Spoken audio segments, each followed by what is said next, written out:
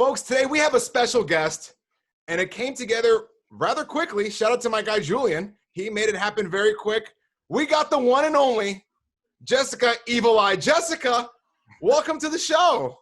Well, thank you for having me. I'm super excited. And yes, Julian is an awesome manager. He works on my pace. Like I usually am like, are you gonna do the interview or not? Like we're doing it or we're not. So he was like, are you available? I'm like, yes, get him on. Let's do it today. And here we are. You're live in Las Vegas, but you're from Cleveland. And of course, I got to ask you, the Cleveland Browns.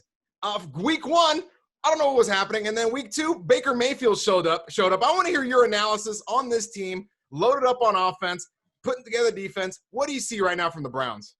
Gosh, what a crazy time we're in right now, too. And for these football players, you know, they didn't have much of an off season. So to see what they're able to do in such like an early, fast season is pretty sweet. But, you know, I'm a Browns girl through and through. I just spent the past month and a half in Cleveland. So it's been nice to finally get back here, but also good to be back in my hometown.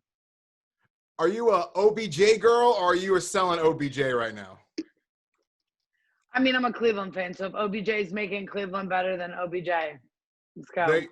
There you go, going for the Browns. When the Browns come to Vegas and play in that Raiders stadium, I can't wait for it to open. It looks like a giant a little vacuum thing from up top or a giant hockey puck.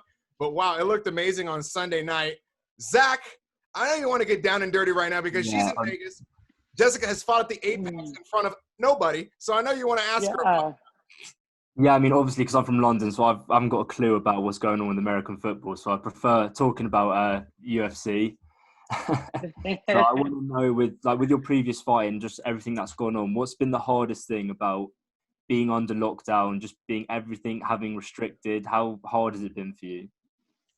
Oh my God! You know what? The hardest thing was, you know, over the past like 7-8 months is dealing with a dying organ inside of me that I had no idea that was, you know, happening. And it wasn't until the Calvillo fight with Cynthia that it finally reared its ugly face and told me that, hey, Jess, like your gallbladder is dying and this is the reason you can't make weight. This is the reason you haven't been feeling like yourself. So, you know, to relate that back, I'm so glad I got a chance to fight in front of no audience.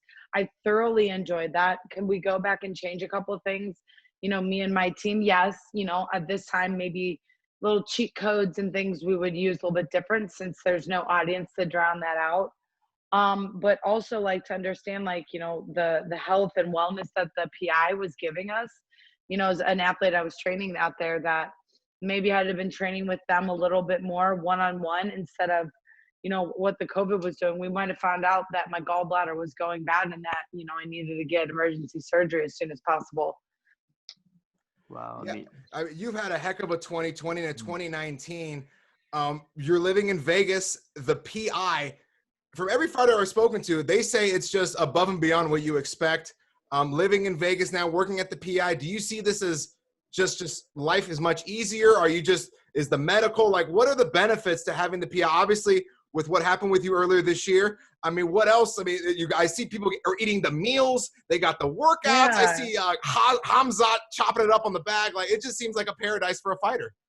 It is. It's kind of like your own gym, you know, like there's times that you can book for you to be there during your times. They do a very good job of trying to keep, you know, opponents where we could possibly be fighting each other away from each other. But, you know, regardless if we're in the same room, we're going to have to fight. Regardless if we're in there to work out or we're in there to go to the octagon, like let's not waste anybody's time and make as much money off of each other as we can. So there's a mutual common ground there for all of us to get our food, our treatment, and just to get the job done.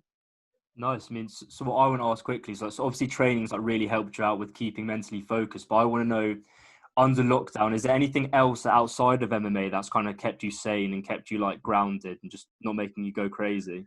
Oh, my dogs, you know, I'm big into my dogs, and I most recently started trying like some new hobbies, and I got my plant. I got a really cool a bonsai tree. So I've been like trying to do things like that occupy my mind. But also I put a full gym in my garage. So I pretty much have like a 6-sided octagon with a padded wall. and a full sauna. So yeah, pretty much at this point, if quarantine hits us anymore and gyms start to close, I can fully do anything and everything that I want on my own. So fortunate for me. Man, that's amazing. First off, the sauna, unbelievable. And then I've been getting into gardening randomly. I mean, in LA, I can grow peppers. My jalapenos are coming in nice. I got cilantro. I got thyme. It's pretty cool. I know you're in the desert, it may be a little more difficult to grow, so you got the bonsai tree popping. But hey, there's some good hobbies right there, and you're keeping sane. There's a will, there's a way. You got to find a way. I saw you took a big hack on the Top Golf on your Instagram. You know, Zach knows I'm a big golf guy. You bombed that thing on top of the MGM Grand. Dude, like 200 and something, like on like my first initial try. And I am not like, I mean, I'm an athletic person, but that was the first time I'd ever swung a golf club like that. So I definitely I might end up getting myself a set of golf clubs after my next fight. There you go, Zach. It's golf taking over, and Jessica is just launching bombs out here. She's trying to make it before, and you know, get her dog some more toys and more all that good stuff. I gotta ask you, what kind of dogs do you have again? 2 Shih Tzus. Oh my God, full of energy. Full of energy. Like my girl they both went back to Cleveland with me since I was dealing with some stuff with the health there at the clinic. So I was like, I don't want to leave without them. Right. My boy dog is terrible at traveling. My girl dog is incredible at it. So like 2 different ends of the spectrum with them. So I'm so fortunate for them. I love them to death. Wow. Hold on, Zach. I got to ask you, this is it, and then I got to take a break. When you open up that garage and you pull out the weights and you're deadlifting on the road, have your neighbors looked out the window and you're like, oh my gosh, that's our neighbor? Like, is there do people know who you are in your neighborhood right now? Like, oh yeah, she's out here just ready to take people's heads off. If she wants to water her garden, if she wants to let something park an extra car, so be it. We're not going to bother Jessica. Yeah, no, we live on like a little cul-de-sac, and like we have this little man that loves us. He's like, every day he walks over when we're training out there. And then like my one neighbor, if I'm out there on my assault bike, he'll like joke at me. He's like, you're going real far, you know, like teasing me and stuff. But my neighbors love it, and they're so good to us. That's awesome. Exactly. Our FedEx guy always is like, he'll like drop off a package and like hang out and like watch for a minute and be like, oh, what you guys doing today? That's amazing. I was going to say, so talking about traveling, what you said, you were like talking about traveling with the dogs. Do you think it's possible that you could travel over to Fight Island, maybe even possibly fight there, see what the camp's like? You got any plans? Yeah. Well, you know, so a lot was really going on. I mean, I think that I've been trying to share my health experiences with everybody. And we'll be starting my own podcast very soon. What's the name of it, Jessica? It's going to be How I See It with Jessica Evil Eye. There it is, folks. Make sure to subscribe on Apple Podcasts, Spotify, Google Play, wherever you listen to your podcast. All of them. But to really explain that, like, I was really going through some really bad health stuff, and I was not listening to the signs. And I think that, like, by nature, being a young athletic person, you're just like, things happen and you're like, oh, this is like the new me. I'm young, I'll get over it. And not to know that I was suffering from a dying organ in my body. And like, I really am proud of the fighter I have become over the past year in dealing with that, because like I joined a couple of their Facebook groups and found other people that were dealing with this. And I was like, wow, I'm not the only one. Like, there was other people that were dealing the same way I was, that just kind of put it on the side as like, oh, it's probably just life stuff. And I'm really excited to take my new health journey so that when I return to 125, I could just like get back on track like I was, go back, fight for the title, you know, just get myself back where I was going, because I was on a steady pace till that happened. And the first initial attack that I had with my gallbladder was the day that I was fighting for the title against Valentina. So it's like I didn't address some of the health things I was going through.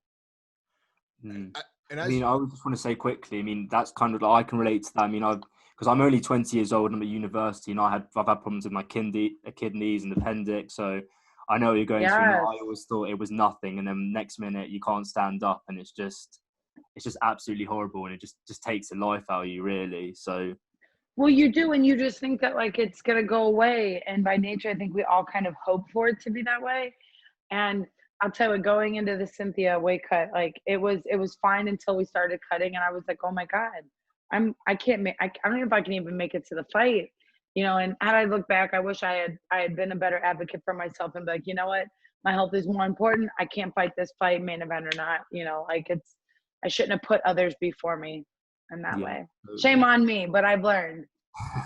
Do you think with the UFC PI now, fighters' health and safety is more at the forefront than it's ever been? 100%. And it was something that we were struggling with. We didn't know what it was. You know what I mean? They put me on a keto-based diet, and come to find out a keto-based diet is terrible for gallbladder issues. Like, it's absolutely the worst. And it like, we're, you know, like they are willing to learn. The fighter body and the fighter mindset is so, it's so above the amount of knowledge and science that we have behind it. So they're collecting data. You know, the PI's only been around for 2 years, so they're still trying to learn themselves. Well, and again, we're talking about getting healthy and getting back to full fitness. I mean, is there anyone in particular that you want to have a comeback fight against? Obviously, you want to fight for that title again, or would you rather go to that straight away, or do you kind of want to build up to that? We'll see what they want to do, but I mean, obviously, like I'll take whatever route is the best. You know what I mean? I've never said no to a fight. I've never said no to an opportunity. I was offered the Jessica Andrade fight, and I did say, you know, there was no way I could make it. Between August 12th, they wanted me to fight in October. August 12th, I had my gallbladder removed, and then followed by staph infection in my stomach. Like, it hasn't been until the beginning part of September that I was finally able to rule out Crohn's, colitis, colon cancer, that we've been able to finally say, hey, look, it's food allergy, irritable bowel syndrome, and lack of having a gallbladder. So there's a lot of things that need to change in this. My diet is going to be the first and foremost to change everything. And that doesn't happen in a couple weeks. I need to spend a couple days. It's going to take a couple weeks to add all that up. So I'm hoping I can get on a December 31st card, like the New Year's Eve card, or if not, you know, around the first of the year. Yeah, because Jessica, I would assume you have to just know your body, right? After a complete adjustment, you're so used to going the distance. I need that cardio routine because you're going 5 or 3 every time I see you. You have to go through another training camp at least to see, okay, where am I at? What do I have to adjust? And I see it as too soon. And I feel it's a little unfair sometimes to fighters because they hear the headline, this person's not making the fight. Well, let's take a step back. This person has to take a fight on 2 weeks notice, or they're dealing with this thing or that thing. Fighters sometimes have to get a little more respect. That's awesome that you're willing to fight Jessica Andrade. That's a heck of a fight wherever you put it. And I was. And I mean, but, you know, we had said no. You know what I mean? The ultimate was Caitlin had said it. Like, it was fun for the idea. You know what I mean? I said I would think about it and do what I could, but my doctors were like, just no way. And then once we got staph infection, we were like, okay, we need to fall back. We need to just wait for the rest of the year. And, you know, worst thing I could do is go rush into a fight and then not make weight again the third time. You know what I mean? And then like ruin any bit of like stigma behind my name. So I want to make sure I do it right and handle it all the right ways. So it looks like you're going to skip Fight Island this go around. But are you willing to fight at 3, 4, 5 in the morning? Like, from what I'm seeing, some of these guys that Paige Van Zandt had to fight at 6 in the morning on the card. It's obviously it's something you've never done. You're used to fighting at night or you know, at a normal time slot. But fighting at 5, 6 in the morning, it's a complete adjustment, right? You got to wake up in the middle of the day, or you just go with the flow. Yeah. What's the deal, Jessica? I mean, so, you know, I fought in Singapore once, and, you know, I went out a couple weeks ahead of time to get adjusted to the time and stuff. And we ended up fighting in like 1 o'clock in the afternoon. So it again, I think by nature of fighters, we adjust as well as we can. But that's a part of the job description. We knew that, you know, it's a part of like what the job is. It's like being an on-call nurse or doctor. Like, sometimes that call's coming in at 3 o'clock in the afternoon, and sometimes it's 3 o'clock a.m. in the middle of the night. I was going to say, looking at the flyweight division as a whole, obviously you've got yourself and you've fought Valentina. And let's say, hopefully, if you fight on that December 31st card and you get a win, apart from yourself with a rematch, do you see anyone else beating Valentina in your division? Or no, I think you know, I think that the best way to beat her is you got to have a very specific game plan and you got to stick to it. It's got to be a really heavy wrestling base, very heavy wrestling base. Like, it's you can't go toe to toe with, you know, someone like her when it comes to striking. You got to get her down on the ground and you have to impose your will. And I don't see very many people like that, the ability. I think I was under just had a lot of wrong things. Like, I've always been the aggressive type. I should have did what I wanted to do. I should have walked across that ring and just bear hugged her and took her straight down like I wanted to. Shoulda, coulda, woulda. But hey, the best thing you can do is make a mistake and get a chance to fix it. So while all these girls are getting their chances at her and, it's, not coming to their advantage, I can use that as knowledge. I can use that as a way to keep studying her. There you go. And they'll probably give me a couple of those girls beforehand. I mean, JoJo now is going to be up to fight, which I would love to fight her. Right. You know what I mean? Like, I'd love to see what happens with Cynthia and Lauren Murphy. I'd love to put my hands back on both of them. I mean, look, I have no problem lining them up. If I'm injury free, and healthy, let's just line up and let me get back on my winning track. There you go. I mean, once you're ready to go and your body's right and you're feeling right, there's nothing stopping you, right? You're just ready to go. Line them up and knock them down. Let's go. Just like I was before. There you go. Can we talk about the upcoming pay-per-view this Saturday with you? Yeah, of course. It's going down. 2 title fights. For the first time in a long time, John Jones and/or Daniel Cormier are not the light heavyweight champion. We have a shot, Dominic Reyes versus Jan Blachowicz for the interim. Great fight from Reyes last time against John Jones. Very closely, highly contested fight. It could go either way. And then Blachowicz, phenomenal performance. They're going for the title. Jessica, what do you think of these 2 big boys going at it at 205? I think that's going to be a great fight. I'm totally team Dominic. I'm slightly partial. We work with the same management team. You know what I mean? So you always try to stick with the people that you're best with. But I definitely foresee that fight with Jones was really close, and depending on who you're a fan of is who you could say won that fight. So I think that that's going to be good. I really do. I see Reyes. I'm gonna pick Reyes in this one. By stoppage decision, what do you think? Oh my God, I hate predicting because it's so hard to anymore. I mean, who knows, right? One shot changes everything. You know what I mean? At this point, God, I feel like we should start making there should be big wins on betting it correctly. You know what I mean? Right. Betting it like it's a knockout or whatever. As Tyson says, it's a fight. Anything can happen. I'm going Reyes. I thought Reyes beat Jones 3-2. That's how I had it on the card. But I think he's just a great fighter. I love the way he fights. He's built to go the 5 rounds. I love how he sits behind the jab. He's so sharp. I got to go with Reyes on this one. Even though Blachowicz is very talented. Main event. It's going down. 2 undefeateds for the first time since Lyoto Machida and Rashad Evans officially on paper. It's going down at 185, the style bender versus Paulo Costa. 2 dudes who are badass, 2 completely different styles. Jessica, my head's going to explode when they close the cage. What do you think?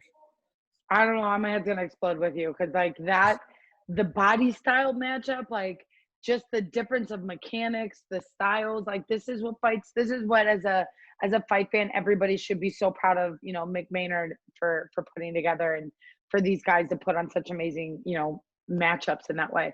I have no idea how that fight's going to go.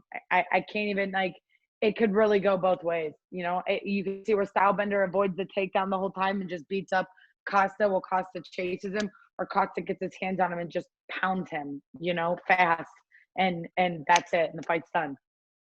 I mean, yeah, that's a narrative. I mean, Costa either knocking Adesanya out or Adesanya decision. I mean, I could personally see Adesanya stopping Costa, definitely Costa charging in and Adesanya just picking him apart.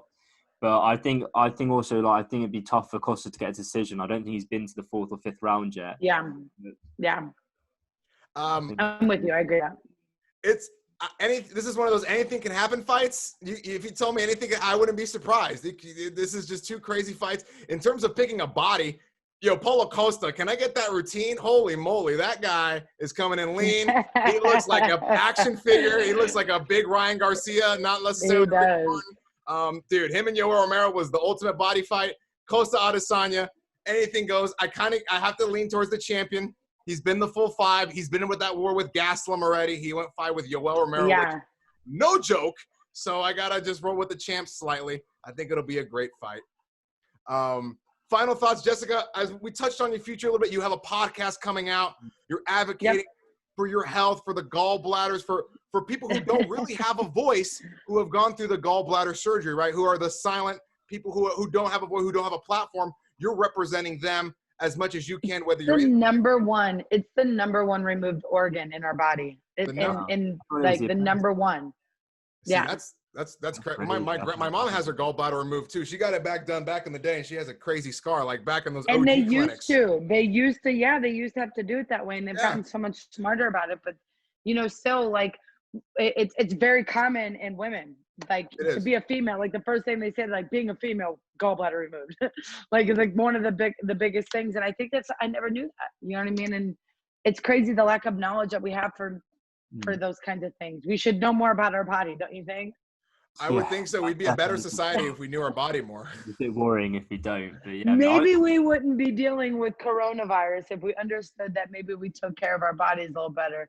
We could fight things off. There you go. Take care of yourself, and maybe the rest will take care of itself. But once again, Jessica, what else is in the future? As well, like I said, you're advocating for the #1 organ removal, gallbladder. It's nobody talks about it, as you said, but you're using your podcast. You're still fighting. What else is in the future? And we know you have opponents, but look, you're with the dogs. You're hitting golf. What's next for Miss Evil right here?